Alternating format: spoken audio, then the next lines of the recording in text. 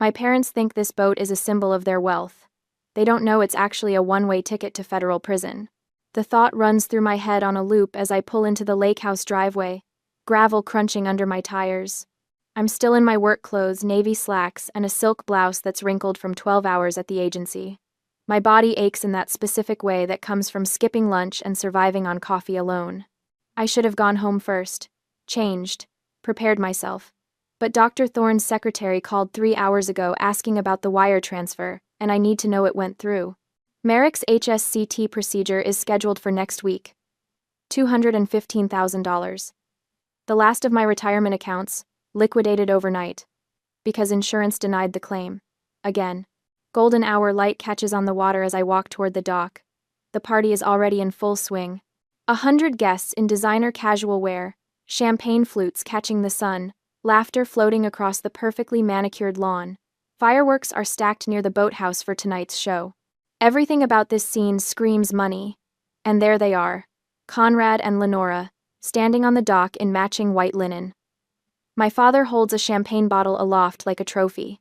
My stepmother's smile is wide and practiced, the kind she reserves for audiences.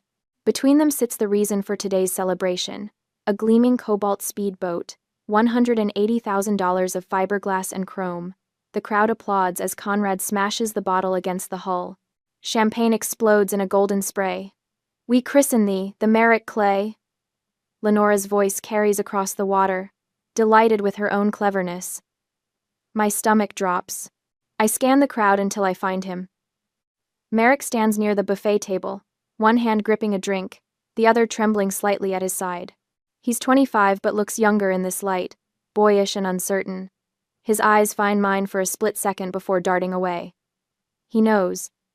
I push through the crowd, my heels sinking into grass. Someone tries to hand me champagne. I wave them off. Conrad sees me coming and his expression shifts, celebration cracking into something guarded. Elise! His voice is too loud, too jovial. You made it after all. We weren't sure you'd get away from that office of yours. Did Dr. Thorne receive the wire transfer? I keep my voice low, aware of the guests milling nearby. The procedure is in 7 days. They need to confirm payment by tomorrow morning. Conrad's face does something complicated. His smile stays fixed, but his eyes go flat. Let's not discuss business at a party, sweetheart. It's not business. It's Merrick's treatment. Elise. Lenora appears at Conrad's elbow, champagne glass dangling from manicured fingers. Her smile hasn't wavered. You look exhausted, darling. When was the last time you slept? The wire transfer, I repeat. $215,000. Did you send it? To? Lenora laughs. Actually laughs. The sound is bright and careless, like I've just told a joke. Oh, that. She waves her free hand, dismissively. We decided not to pursue that particular treatment. The world tilts. You decided? My voice comes out strangled. That money was in a medical trust. For Merrick's care. And we used it for Merrick's care. Lenora gestures toward the boat with her champagne flute. Fresh air and sunshine are better therapy than some risky experimental procedure. The boy needs normal experiences, not needles and hospital beds. Conrad nods along like she's making perfect sense.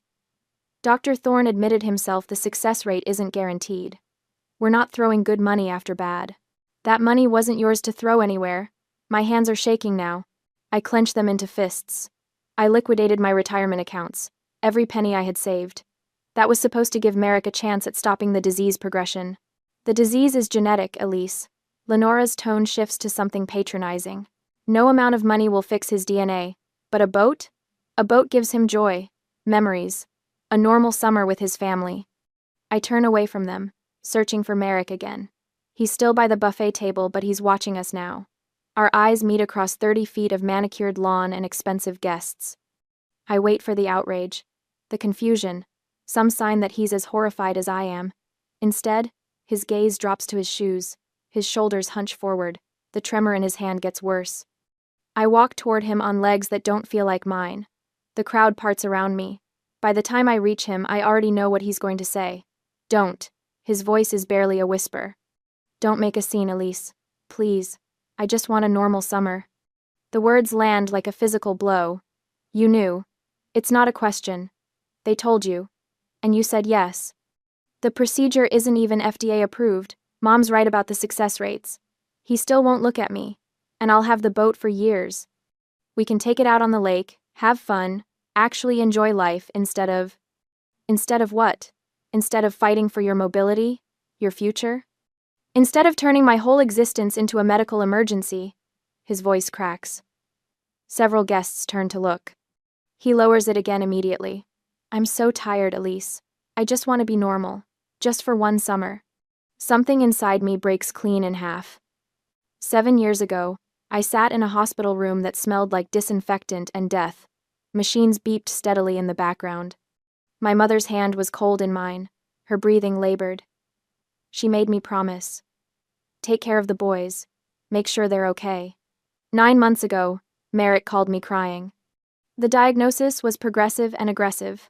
Insurance wouldn't cover the experimental treatment. I didn't hesitate. I emptied everything. Deleted my future in a single wire transfer because that's what you do for family. And he chose a boat. My hands find the champagne tray before I consciously decide to move. Crystal flutes catch the late afternoon sun, throwing rainbow prisms across the deck. I watch my own hand sweep across the tray in one violent arc. Glass explodes. Champagne sprays. The shattering sound cuts through every conversation, every laugh, every performance of wealth and happiness. Silence crashes down like a guillotine blade. 100 pairs of eyes turn toward me. Lenora's mouth forms a perfect O of shock. Conrad's face floods red. Merrick just stands there, trembling, looking anywhere but at me. I walk. Through the frozen crowd. Past the judging stares. Across grass that cost more to maintain than most people's mortgages. Conrad's voice follows me. Elise! You're being dramatic. Come back here. I keep walking. Lenora's stage whisper carries perfectly in the silence. The stress has finally broken her. I knew this would happen. I reach my car, hands shaking so badly I can barely grip my keys. The engine turns over. I pull away from the lake house with my hands white-knuckled on the steering wheel, hyperventilating but not looking back. In the rearview mirror, I watch Conrad and Lenora fold into each other. Comforting embraces. Concerned whispers to nearby guests. Already reframing this. Already making me the villain. The Merrick Clee gleams on the dock behind them, christened with stolen hope. The next morning, the fluorescent lights in Kaylin Pierce's office buzz like trapped insects. It's 7 a.m. I haven't slept. My coffee sits untouched on the glass conference table between us, growing cold while Kaylin's pen moves across legal pads with surgical precision. Say that last part again. Her voice is flat, clinical. About the mortgage. The lake house is in my name. I co-signed when Conrad's credit tanked 3 years ago. He promised to refinance within 6 months. I dig through my purse for the folder I grabbed before leaving my apartment at 5:30. He never did. Kaylin takes the documents without looking at me. Her reputation preceded our introduction. Forensic accountant turned attorney. She's destroyed more fraudulent estates than the IRS. People call her ruthless. I'm counting on it. Supplemental credit cards? She's already writing. 2, both on my primary account. Conrad uses them for the country club. Lenora for boutique shopping in Greenwich. Car leases? Merrick's SUV, luxury package. I'm the primary on that too. The words taste like ash. He needed reliable transportation after the diagnosis. I thought I was helping. Kaylin's pen stops moving. She looks up for the first time since I sat down. You understand what I'm proposing here? This isn't cutting them off. This is scorched earth. Good. She almost smiles. Almost. By 8:30, every supplemental card is canceled. By 9, I've authorized stopping mortgage payments on the lake house effective immediately. By 9:15, the luxury SUV lease termination is filed. Kaylin documents each action in triplicate, her handwriting precise as a scalpel. They'll retaliate, she says.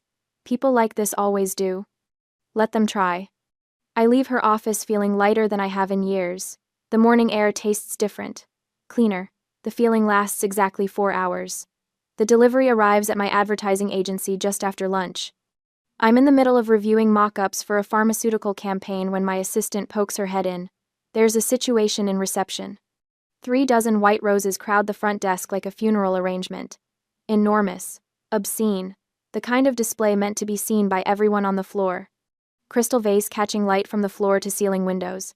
My coworkers have already started gathering, phones out, probably posting to social media.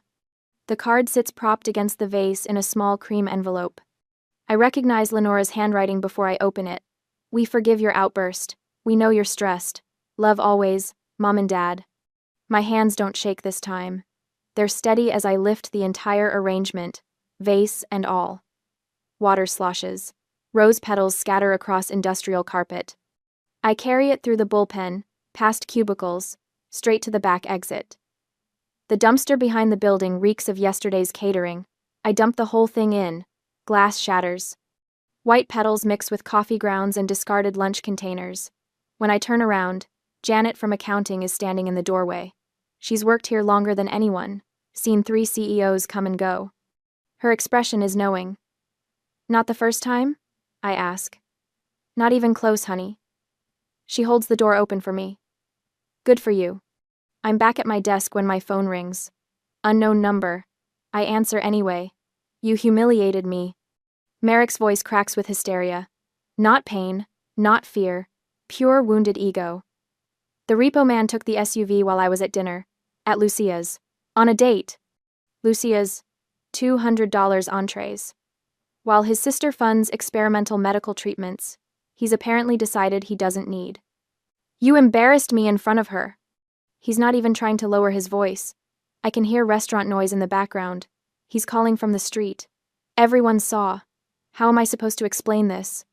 "You chose the boat," I say. "That's not." "You chose the boat over treatment. Over your own future. So now you get to explain that choice to your date. Good luck." I disconnect. Block the number. Return to the pharmaceutical mock-ups like nothing happened. But something has happened. The confirmation settles in my chest like concrete. Merrick isn't a victim. He's a parasite who learned to weaponize his own disease. The tremor in his hand at yesterday's party wasn't illness. It was performance anxiety. Fear of losing his comfortable life, not his mobility. That afternoon, Kaylin calls. "We need to talk about your insurance claims." Her office again. Different conference room, smaller, more private. She spreads printouts across the table like crime scene photos. "I pulled your financial history for asset protection purposes." Standard procedure. Her finger taps a highlighted section. "These charges, intensive psychotherapy, 2 years of weekly sessions." The provider name means nothing to me. Apex Neurotherapy Solutions. I've never been to therapy. "I know." Kaylin pulls up another document. "The billing address is a P.O. box, registered to your parents' zip code. Near the lake house." The room temperature drops 10 degrees. Someone's been using your insurance. Filing false claims, collecting reimbursements. She meets my eyes. "This is federal fraud, Elise. Wire fraud. Identity theft. We're not talking about family drama anymore." "How much?"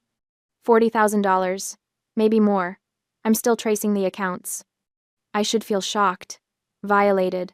Instead, I feel something close to relief. They're not just toxic. They're criminals. This isn't a moral gray area anymore. It's black and white. Evidence and law.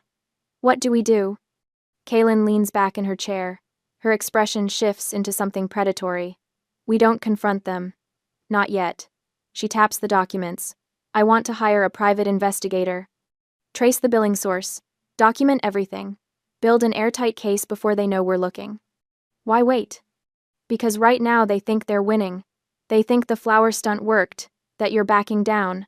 Let them think that. Her smile is razor sharp. Let them get comfortable while we build the trap. When we move, it'll be decisive. Total. They won't see it coming until it's too late. I think about Merrick screaming about his date. Conrad's inevitable tantrum when the mortgage payment bounces. Lenora's perfectly styled panic when her credit cards decline at the boutique. How long? 2 weeks. Maybe 3. The investigator I use is thorough. She starts gathering the documents. In the meantime, you go about your life. Work. Sleep. Act normal. Can you do that? Yes. Good. She slides a business card across the table. This is the investigator. Marcus Webb. Former FBI. He'll be in touch within 48 hours. I leave her office as the sun sets over Manhattan. The city lights blink on one by one. Somewhere across the state, my parents are probably toasting their victory with champagne, celebrating their clever daughter's emotional breakdown, planning their next manipulation. They have no idea I've stopped playing defense. I've gone on offense. I wait for the fallout. It takes 48 hours of silence. Then Conrad shows up at my office on a Wednesday afternoon, and I know before security calls that this won't be quiet. The agency occupies the 14th floor of a glass tower in Midtown. Every wall is transparent, every conversation visible. It's designed to foster collaboration, creativity, open communication. Right now, it means 70 people can watch my father lose his mind in the lobby. I'm in the conference room when my assistant appears in the doorway, her face carefully neutral. Elise? There's a Conrad Taylor downstairs. He's asking for you. Through the glass wall, I see heads turning, screens dimming as people abandon work to watch. Tell security I'll be right there. I don't rush. I save the pitch deck I'm reviewing. Close my laptop with deliberate care. Smooth my charcoal blazer. When I finally walk toward the lobby, my heels click against marble with a steady rhythm that sounds calmer than I feel. He's already screaming when I push through the glass doors. Elder abuse. Conrad's face is purple, veins standing out on his forehead. He's wearing a polo shirt that costs more than most people's car payments, but sweat stains darken the collar. My own daughter is committing elder abuse. The security guard has one hand raised, trying to calm him. Two junior account executives freeze mid-step near the elevators. The receptionist's fingers hover over her phone, uncertain whether to call the police. She's stolen our money. Conrad whirls toward me, finger jabbing the air. Cut off her dying brother, left him to rot while she lives in luxury. I stop 3 feet away. Don't cross my arms, don't raise my voice, just stand there with my hands loose at my sides, watching him perform. We gave her everything, he continues, playing to the growing audience. Sacrificed for her education, her career, and this is how she repays us? Abandoning family when we need her most? The elevator dings. 3 more employees emerge and immediately go still. Sir. The security guard steps closer. I need you to lower your voice, or I'll have to ask you to leave. Leave? Conrad's laugh is bitter, theatrical. My daughter steals from her own parents and you want me to leave? What kind of world is this? I meet his eyes. Say nothing. Merrick is dying, Elise. His voice drops to something that might pass for grief if you didn't know better. Your brother is dying and you don't even care. You took everything we had and walked away. Behind me, I hear whispers. Speculation. The exact reaction he wants. Security, please escort Mr. Taylor from the building. My voice carries across the lobby, steady and cold. He's not welcome here. Conrad's face goes from purple to nearly crimson. You ungrateful. The security guard grips his elbow. A second guard appears from the stairwell. They flank him, professional and firm. Don't touch me! Conrad tries to shake them off, but they're already guiding him toward the doors. You'll regret this, Elise. You'll regret abandoning your family. His voice echoes in the marble lobby even as they push him outside. Through the glass, I watch him stumble on the sidewalk, still shouting, still performing for an audience that can no longer hear him. I turn back to find 70 pairs of eyes on me. For 3 seconds, nobody moves. Then I walk back through the glass doors to my desk like nothing happened. That evening, Margaret Chen calls me into her office at 6:15. The senior partner's corner suite overlooks the city, floor-to-ceiling windows framing Manhattan in golden light. She's 60, elegant, with silver hair cut in a severe bob, and a reputation for dismantling incompetent executives before lunch. I expect termination. Family drama affecting workplace professionalism. Bringing personal chaos into a professional environment. I've already drafted my resignation letter in my head. Sit. Margaret gestures to the chair across from her desk. I sit, spine straight, hands folded in my lap. She studies me for a long moment, her expression unreadable. Then she opens a folder and slides a document across the polished surface. Creative Director. $40,000 raise. You start Monday. I stare at the contract. The words don't make sense. I watched the entire scene this afternoon. Margaret leans back in her chair. Then I did some research. Your brother's medical situation. Your parents' financial history. The trust fund they emptied. Heat crawls up my neck. I apologize for bringing that into the office. It won't happen again. Your composure under attack was remarkable. Margaret taps the contract. Most people would have screamed back, defended themselves, made it worse. You stood there and let him destroy his own credibility. That's leadership, Elise. I don't understand. This is a position you've been in consideration for. We were planning to offer it next quarter. She pauses. Were you going to decline? To care for your brother? The question hits like a physical blow because yes, I'd been considering exactly that. Stepping back from my career to manage Merrick's care. Sacrificing my own trajectory for his needs. I was evaluating my options, I say carefully. Good, because we need you here. Not playing nursemaid to a family that's clearly willing to destroy you. Margaret stands, signaling the meeting is over. Sign the contract. Take tomorrow off. Come back Monday ready to lead.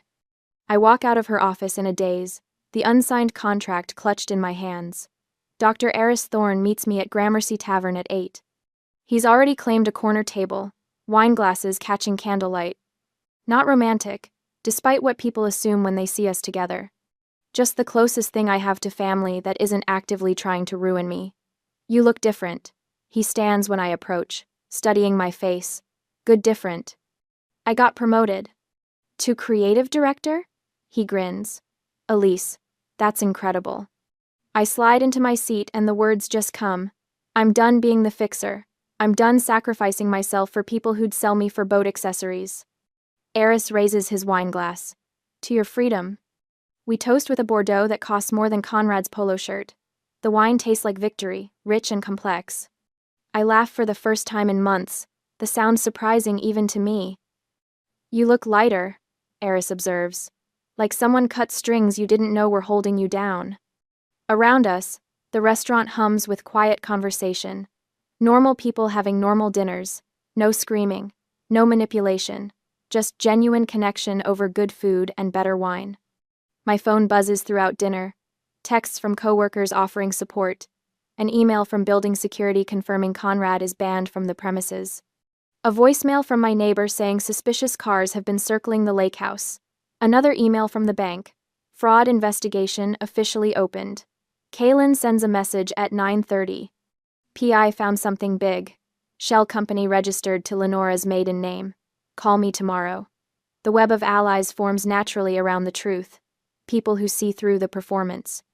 Who recognize abuse when they witness it. By the time Eris walks me to my apartment building, I feel untouchable. The financial cutoff worked. The boundaries held.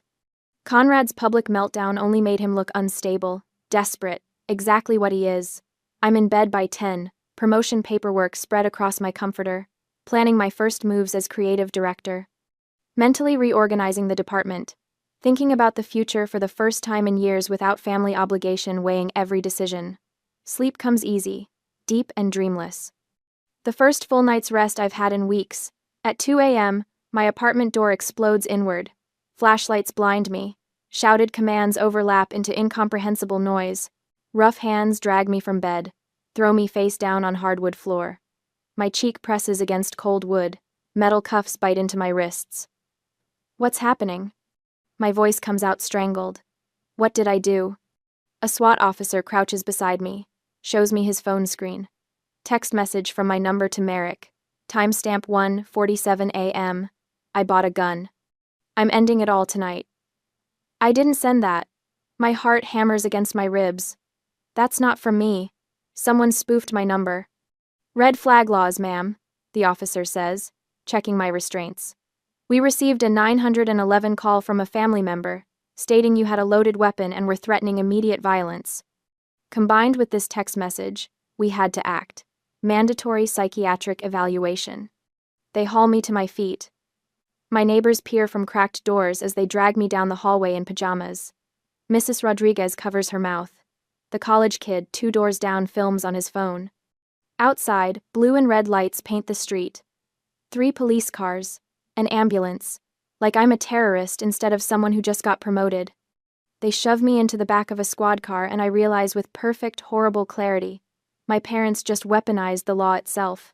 The psychiatric ward smells like industrial bleach and desperation. Fluorescent lights buzz overhead, harsh and unrelenting, the kind of brightness designed to strip away any pretense of privacy or peace. I've been here 68 hours, 4 more to go. They took everything at intake: phone, wallet, belt, shoelaces, the standard protocol for someone flagged as a suicide risk. The nurse who processed me had kind eyes but tired hands. She'd done this 1,000 times before. "You'll get through this," she'd whispered while cataloging my belongings. "Just stay calm." Calm. Right. Someone is screaming 3 doors down. A man's voice, raw and broken, begging for his mother. The sound scrapes against my skull. I've learned to tune it out, mostly. File it away with the other ambient horrors. The woman who paces the hallway counting backward from 1,000. The teenager who hasn't stopped crying since I arrived. I sit on the edge of my bed, hands folded in my lap. Perfect posture. Corporate armor even in hospital scrubs. The psychiatrist arrives for my 3rd evaluation right on schedule. Dr. Reeves. Mid-50s, wire-rimmed glasses, the kind of measured neutrality that comes from years of professional detachment. He carries a clipboard and a pen that clicks when he thinks. "How are you feeling today, Elise?" "Tired." True enough. The mattress is thin and the screaming doesn't stop at night. But stable. Focused. He makes a note. "Click, click. Your family is very concerned about you." My family. The ones who weaponized a spoofed text message and red flag laws to have me dragged out of my apartment at 2 in the morning. Very concerned indeed. I appreciate their concern. My voice is flat, professional. The tone I use in client meetings when someone pitches a terrible idea. But I never sent that message. I don't own a gun. I've never expressed suicidal ideation to anyone. Sometimes people in crisis don't remember what they've said or done. I'm not in crisis. I made a financial decision to protect my assets. My parents disagreed with that decision. Click, click, click. Your father mentioned an incident at a family gathering. You destroyed property, became violent. I knocked over a tray of champagne glasses. I meet his eyes, holding steady. After learning my parents had stolen $215,000 from my brother's medical fund, I removed myself from the situation before saying anything I'd regret. Dr. Reeves watches me for a long moment. I know what he's looking for. Agitation. Mania. Some crack in the facade that confirms their narrative. I give him nothing but icy precision. "You seem very controlled," he says finally. "I am controlled. It's how I function." That level of control can be exhausting. Less exhausting than the alternative. He makes another note. I can't read his handwriting from this angle, but I don't need to. I've documented every interaction, every question, every violation of my rights since I arrived. The nurse who believed me slipped me paper and a pen after the first day. When Dr. Reeves leaves, I add this session to my list. Time, duration, questions asked, my responses. Evidence for later. The 72nd hour arrives like a prison sentence commuted. They return my belongings in a sealed plastic bag. My phone is dead. My wallet still has all my cards. The nurse who believed me squeezes my shoulder as I sign the discharge papers. Good luck out there. I'm going to need it. The automatic doors slide open. Late afternoon sun hits my face, blinding after 3 days of fluorescent hell. I squint, adjusting, and that's when I see him. A man in a cheap suit, holding a manila envelope. He straightens when he spots me. "Elise Taylor?" My stomach drops, but I keep my expression neutral. "Yes." "You've been served." He hands me the envelope and walks away before I can respond. I don't open it until I'm in the parking lot, leaning against someone's car because my legs suddenly don't feel trustworthy. The papers inside are crisp, official, stamped with the Superior Court seal. Petition for conservatorship of the estate. Petitioners: Conrad Taylor and Lenora Merrick Taylor. I scan the document, my advertising brain automatically cataloging the key points. Police raid, erratic spending patterns, suicidal ideation, inability to manage financial affairs. They're seeking legal control of my assets. All $2.3 million, court date set for 3 weeks from today. My phone buzzes back to life as I plug it into my car charger. 17 missed calls. 23 texts, most from Kaylin Pierce. I call her before I even start the engine. "Where are you?" Her voice is sharp, urgent. "Just got served. Parking lot outside the psychiatric hospital. Don't go home. Come to my office. Now." Later at her office, Kaylin meets me in the lobby herself instead of sending an assistant. Her expression is grim. The PI finished his report. She hands me a thumb drive as we walk to her conference room. It's worse than we thought. Worse. I plug the drive into her laptop and watch as files populate the screen. Bank statements, IP logs, corporate registration documents, insurance claim forms, federal identity theft. Kaylin says, spanning 2 years. Your stepmother hacked your insurance portal using your stolen social security number. Changed the mailing address to a P.O. box registered to their lake house zip code. I scroll through the evidence, my hands steady even as my pulse hammers. Fake therapy sessions. A shell company called Apex Neurotherapy Solutions. $40,000 in fraudulent insurance payments already collected. We have everything. Kaylin's voice is cold, satisfied. IP logs placing her at the lake house during the logins. Billing records. The shell company registration is in her maiden name. I stare at the screen, at the proof of their betrayal laid out in spreadsheets and timestamps. We release this now, I say. Criminal charges, public exposure. We end them. No. I look up, startled. Kaylin leans forward, her hand finding my arm. If we release this now, they withdraw the conservatorship suit. They hide assets. They flee jurisdiction. We get a small victory, and they minimize the damage. What are you suggesting? Right now, they're committed to showing up in court. They have to appear. They have to make their case. Her eyes gleam. We need them to commit perjury. Understanding crashes over me like cold water. Let them file sworn affidavits about my instability. Let them detail their financial needs under oath. Every lie becomes federal evidence.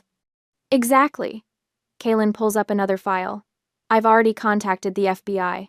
Agent Holloway is building a parallel case. But we need them to dig themselves deeper first. My instinct screams to destroy them now. Immediate justice. Public vindication. But Kaylin is right. Strategic patience. Let them commit to the lie. What do I do? Play defeated. Broken. She opens a new document. Already drafting our response. Stop posting on social media. Appear reclusive. We'll file weak responses to the conservatorship petition. Miss some deadlines. Make it look like you're overwhelmed. And when they believe they're winning, they'll get overconfident. They'll exaggerate in their affidavits. They'll document their own crimes in sworn testimony. Kaylin's smile is sharp as a blade. They're signing their own arrest warrants. They just don't know it yet. I look at the evidence on the screen. At the trap we're building. At the 3 weeks stretching ahead where I have to pretend to be broken. I can do this. I survived 72 hours in a psychiatric ward with my sanity intact. I can survive 3 weeks of performance. What about Judge Whitmore? She's sharp, fair. She'll see through their act once we present evidence. Kaylin closes the laptop. But first, we let them commit. I nod. My hands are steady now. Purpose replacing panic. They wanted to control me. To steal not just my money, but my autonomy, my future, my freedom. Instead, they've walked straight into a trap of their own making. 3 weeks. I can wait 3 weeks. Then we burn their whole world down. 3 weeks later, the Superior Court smells like old wood and stale ambition.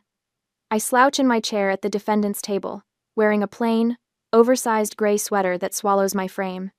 My hair is pulled back in a messy ponytail. No makeup.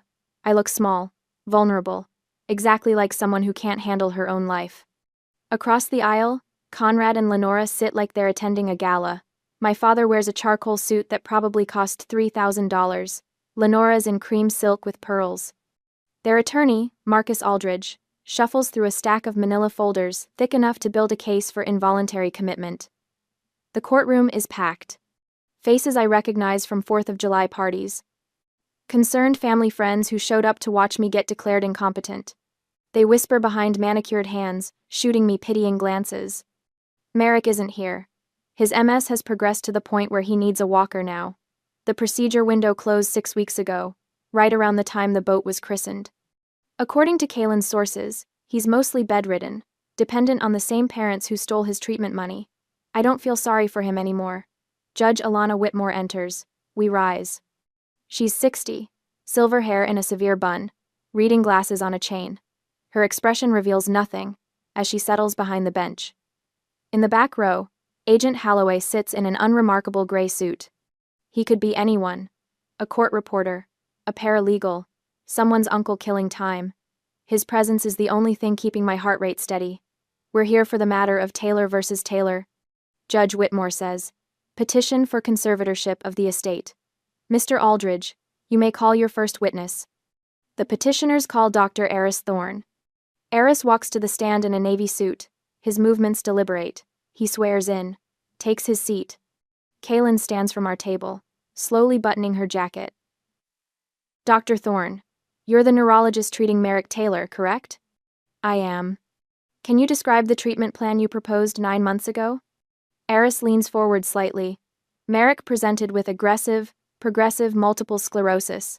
I recommended hematopoietic stem cell transplantation. The procedure costs $215,000. Elise Taylor liquidated her retirement accounts to fund it. And did the procedure take place? No, the funds were diverted. Aldridge stands. Objection. Speculation. Overruled, Judge Whitmore says, without looking up from her notes. Continue, Dr. Thorne. The parents purchased a boat instead. A Cobalt speedboat for $180,000. They told Merrick that fresh air was better therapy than medical intervention. Several people in the gallery shift uncomfortably. Conrad's jaw tightens, but his expression stays sympathetic. Lenora dabs at her eyes with a tissue. What has happened to Merrick's condition since the procedure was cancelled? Kaylin asks. It has deteriorated significantly. He now requires ambulatory assistance.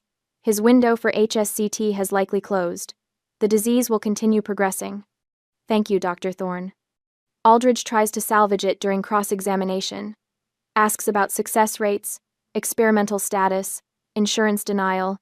Eris deflects every attack with clinical precision.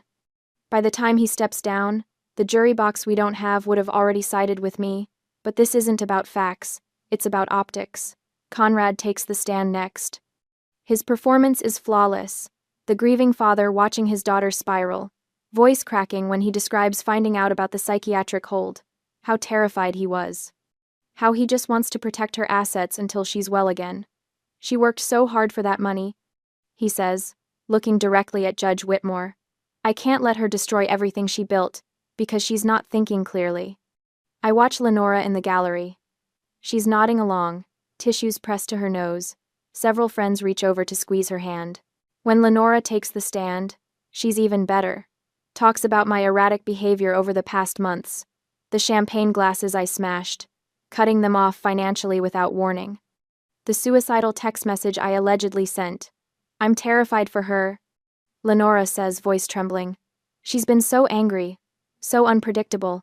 We just want to make sure she's safe, that her assets are protected until she gets help. Judge Whitmore takes notes. Her expression has softened from neutral to concerned. Kaylin stands to cross-examine. She looks hesitant, shuffling her papers nervously. She drops a pen, bends to pick it up, murmuring an apology. Mrs. Taylor. Kaylin starts, her voice soft, almost unsure.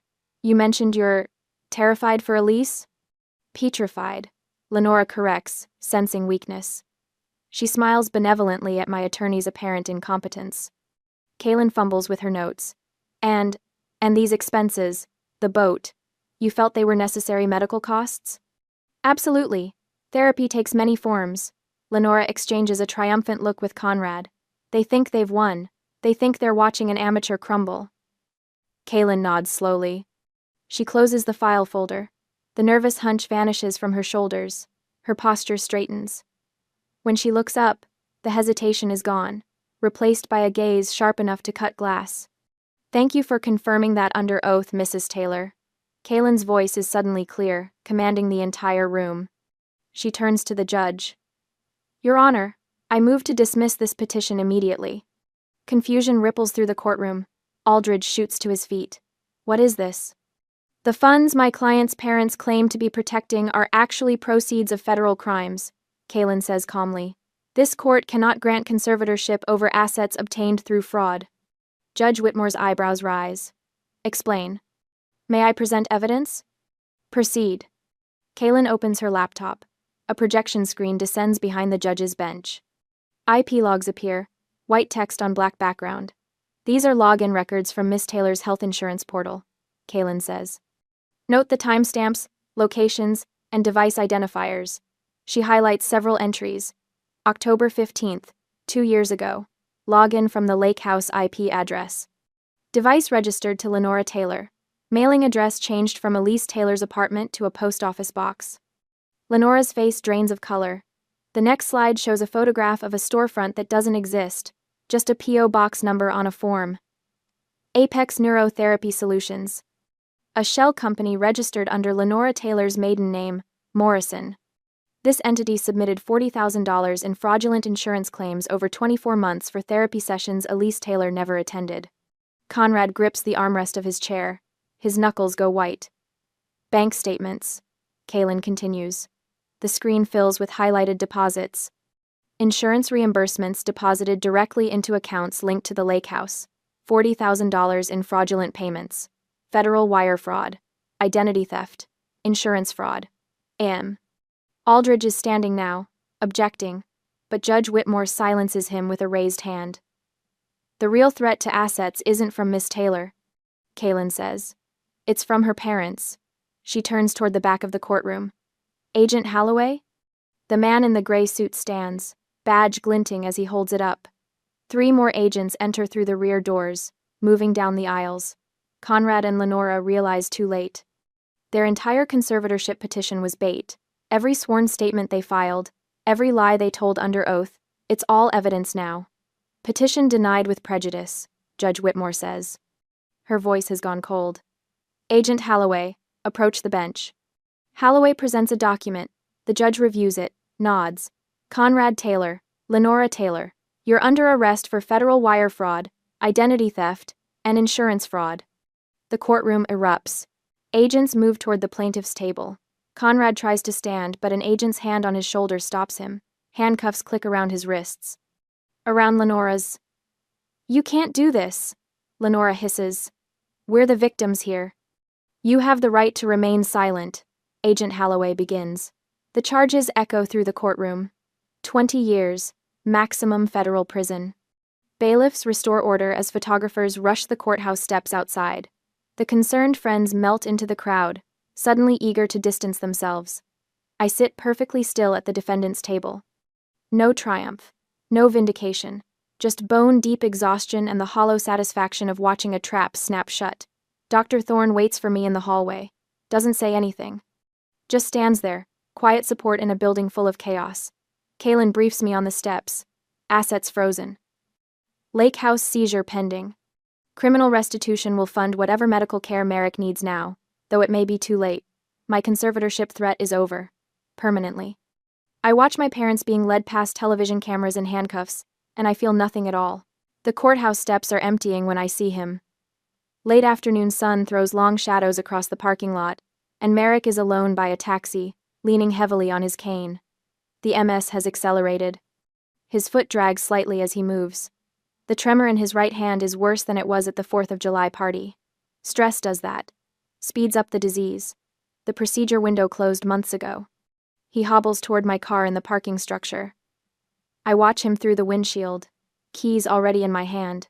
His knuckles rap against the driver's side window. Tears streak his face. Elise. His voice is muffled through the glass. I didn't know about the shell companies. I didn't know it was federal fraud. Mom said she just moved the funds around legally. You have to believe me. I don't roll down the window. I'm scared, he continues. They're gone. I have nowhere to go. Please. Same manipulation. Different crisis. At that party, he stood by a buffet table and told me he just wanted a normal summer. He chose the Merrick Cleel over his own future. Chose silence over warning me about what they were planning. Now he wants me to choose him again. My hand moves to the ignition, not the window control. The engine turns over. Merrick's face crumples. He steps back as I reverse out of the space, Kane supporting his weight. In the rearview mirror, he's just a figure getting smaller, alone in a parking structure with consequences he helped create. I don't look back. 1 month later, I drive past the lake house on my way to the grocery store. Orange eviction notice screams from the front door. Federal seizure pending criminal restitution. Lenora's gaudy furniture sits piled on the curb in the rain. A cream-colored love seat with gold trim, already stained. the coffee table with ornate legs, warping in the weather. Near the street, boat accessories wait for tomorrow's trash pickup. The Merritt Clee was repossessed 2 weeks ago, but pieces of it remain. Waterlogged cushions, tarnished chrome fixtures. The custom life preserver with Merritt Clee crew, embroidered in gold thread, their greed dissolving in the rain. I park by the lake where the dock extends into dark water. The spare key sits in my glove compartment where it's lived for 3 years. Physical proof of a promise I made in a hospital room that smelled like death. Take care of the boys. I tried. They destroyed me for trying. The key is heavier than it should be as I walk to the water's edge. Dock boards creak under my weight. The lake is calm today, reflecting gray sky. I throw it. The key spins once, catching light, then disappears into the water with barely a splash. Ripples spread outward in perfect circles, then fade to nothing. Promise released, obligation dissolved. 3 months after the trial, I stand in my new apartment. Floor-to-ceiling windows overlook the city. Everything is clean lines and empty space. Photos of Dr. Thorne and colleagues from the agency line one shelf. No family portraits, no lake house memories. Dr. Thorne sits at my kitchen island, wine glass in hand, telling a story about a pharmaceutical rep who tried to bribe him with Yankees tickets. His laughter is genuine. Mine is too. My second promotion came through last week. The campaign I pitched launches next month. Industry recognition, corner office, actual respect. This morning, a junior colleague knocked on my office door. Family trouble, she said. Parents demanding money. Guilt eating her alive. I shared my story. Not for sympathy. As evidence that survival is possible. Love doesn't require self-destruction, I told her. You can care about someone from a safe distance. She cried, then thanked me. Purpose found in supporting, not fixing. Evening settles over the city. Dr. Thorne leaves at 9, hugging me goodbye at the door. I carry my wine to the balcony. Journal open on my lap. City lights spread below like stars. I write. I spent my life trying to save people who were drowning me. Today, I'm the only one swimming. My phone buzzes. Text from an unknown number. I already know who it is before I open it. Can we meet? I need to talk to you. Please, Elise. I sip my wine. Consider the request for 30 seconds. My response is simple. I wish you well. I'm not available. I block the number. Return to my journal. No guilt rises in my chest. No second guessing. No voice whispering that I'm abandoning family. Complete peace. I close the journal and stand at the railing. The city pulses below, alive with possibility. My life expanding instead of contracting. Genuine contentment settles over me like a blanket. I'm not looking back anymore, only forward.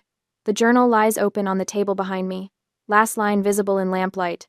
Day 1 of my actual life.